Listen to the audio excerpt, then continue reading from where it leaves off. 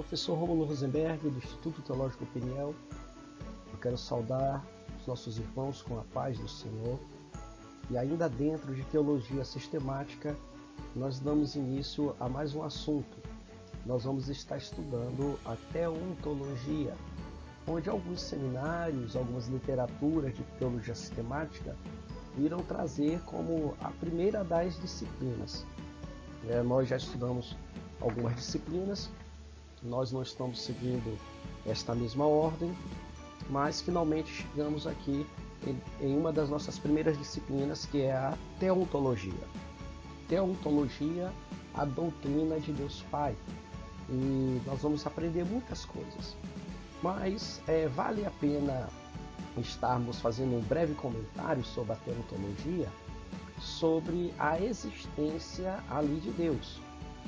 Todas as culturas, por mais antiga que ela seja, todas as civilizações, inclusive as culturas e civilizações mais primitivas, todas as civilizações, elas acreditam na existência ali de Deus. A existência de Deus, então, não é algo novo, é algo muito antigo. A crença que existe um Deus, que Ele é Criador, que Ele é soberano, que Ele está acima de todas as coisas, é uma crença que ela é muito antiga. Nós temos os povos, as civilizações mais antigas, nós podemos ressaltar os egípcios, e eles têm deuses com personificações ali de animais, Deus com cabeça de chacal, nós temos ali deuses com cabeça de pássaros, temos deuses ali com cabeça de crocodilo e assim por diante.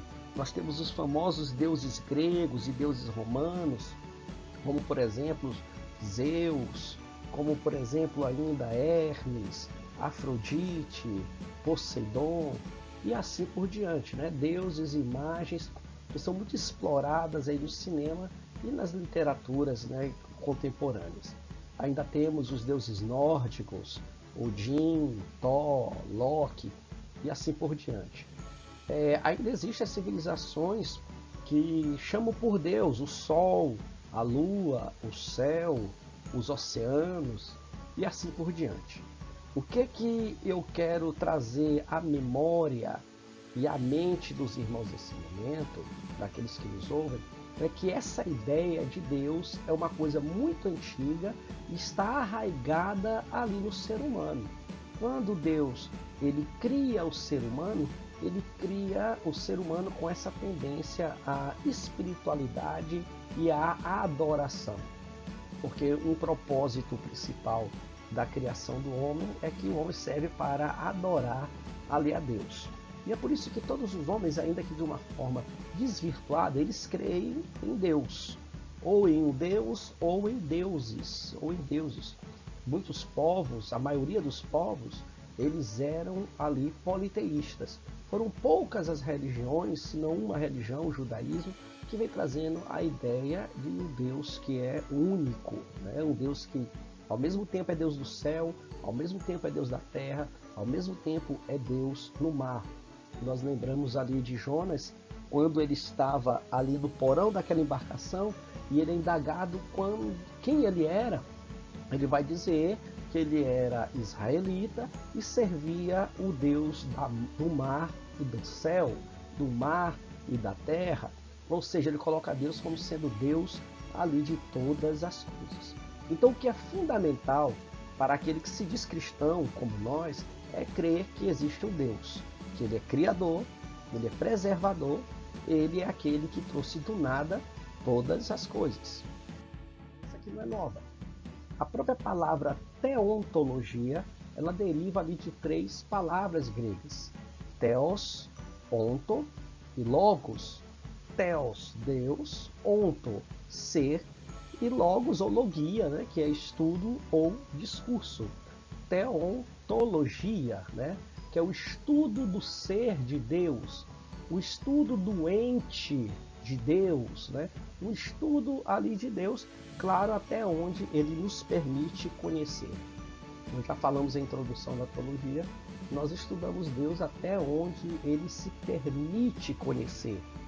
E essa nossa primeira aula, ela vai estar tratando justamente sobre isso, sobre esse Deus que se revela, esse Deus que permite ser conhecido. É Deus que tem se revelado ao homem desde o princípio, é Deus que tem procurado ali o homem e uma relação com o homem.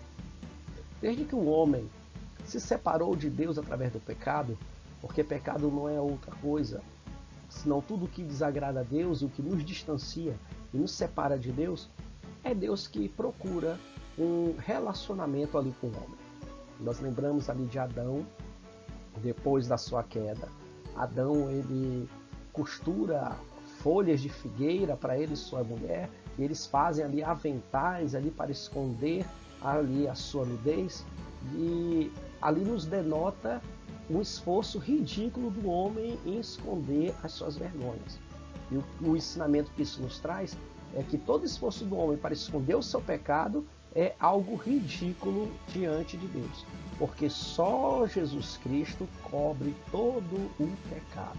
E nós bem sabemos disso. Mas o ponto aqui é que Adão se esconde ali do Deus Criador e é Deus que procura Adão. É Deus que procura indagando Adão sobre o que havia acontecido. Nós temos Deus se revelando ali a Abraão e escolhendo Abraão de forma deliberada para ser ali o precursor ali de um povo que seria o seu povo, de um povo que era escolhido. Ele chama Abraão, ou antes Abrão, para ser pai de uma grande nação. Mas não é Abrão, o homem Abrão, que procura Deus, mas é Deus que se revela, ou então é Deus que o procura. E nós temos aí o Deus que é auto-revelado. Nós lembramos, como temos na figura aqui do nosso slide, nós temos a figura ali de Moisés. Moisés pastoreando ali as ovelhas do seu sogro Jetro, e ele se depara com a cena daquele arbusto, a sarça, que estava em chamas, até aí tudo bem, mas depois ele presta mais atenção naquelas chamas, que as chamas não consumiam aquela planta, não consumiam ali aquela sarça. E ele se aproxima para entender o mistério da sarça, e Deus se revela para Moisés. É ele que brada ali das chamas daquela sarça, com a voz do anjo do Senhor, procurando um relacionamento ali com Moisés. E ali ele chama Moisés para que Moisés seja o libertador do seu povo. Então o que nós aprendemos é que Deus é que se revela, não é Deus que procura relacionamento com o homem. E nós vamos entender essas revelações de Deus, as formas que ele usou para se revelar às suas criaturas, revelar-se para a sua criação. Quando nós falamos da revelação de Deus e do fato de conhecê-lo, devemos ter em mente que toda iniciativa parte dele. Se ele não quiser se revelar, nada poderemos conhecer. Ou seja, nós só conhecemos Deus se ele se permitir conhecer. E a revelação de Deus, ela irá se dar de duas formas específicas. Claro que nas entrelinhas dessas duas revelações, nós vamos encontrar muitos outros detalhes, nós vamos encontrar muitas outras coisas, nós vamos encontrar muitos outros assuntos. E no decorrer da aula, assim como no decorrer do curso, nós vamos tratar esses pormenores. As duas revelações às quais Deus se dá a conhecer são, primeiro, a revelação geral. É a revelação que se dá através da natureza, que pode ser vista e percebida por todos os homens. A revelação geral tem como característica principal mostrar ao homem que Deus existe e que ele é real e atuante.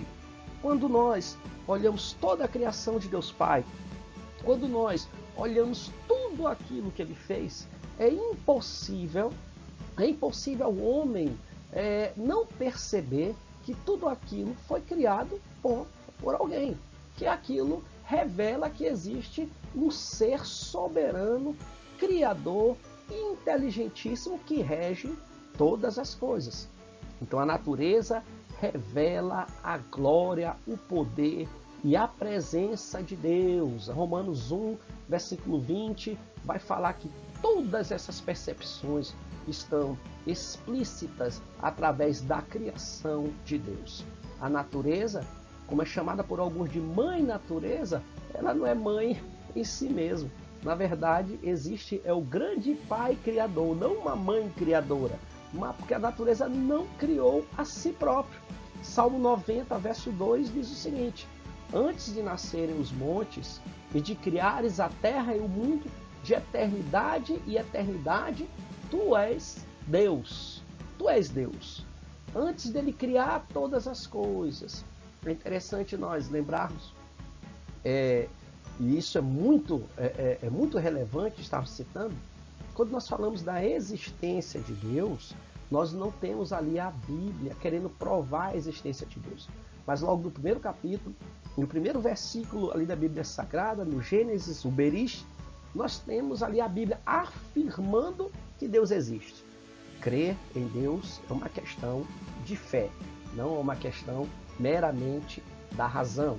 Claro que a fé e a razão, elas não estão inteiramente desassociadas na questão do crer em Deus. Mas o ponto primeiro, o ponto inicial para que nós possamos afirmar a existência de Deus é questão de fé. O texto que citamos, o Salmo 90, o verso 2, ele fala de outro argumento sobre a existência de Deus. Nós estamos falando da revelação geral. E a revelação geral é a revelação que Deus se dá a conhecer através da sua obra, da natureza, das montanhas, dos rios, dos mares, das florestas, de todos os animais. Tudo isso demonstra que existe um Deus que é criador, que ele é real e ele é atuante. E isso nos traz à mente o argumento cosmológico, da existência de Deus. Esse argumento que está associado à revelação geral. Porque esse argumento vai nos explicar que, como o mundo não existe em si mesmo, ele precisa ser explicado quanto à sua criação. Ele considera que todo efeito deve ter uma causa e depende dela para a sua permanência e também para a sua existência. Tudo existe por uma causa. E Deus é o motor primeiro, criador de todas as coisas. É o motor que move todas as coisas, mas não é movido por coisa nenhuma. E aí nós temos um pensamento platônico, sobre a existência de Deus e o argumento cosmológico sobre a existência de Deus. Então o argumento cosmológico ele está relacionado e ele está ligado à revelação geral. O que nos leva a outro argumento sobre a existência de Deus, que é o argumento teleológico. O argumento cosmológico, ele relaciona-se, por sua vez, com o argumento teleológico.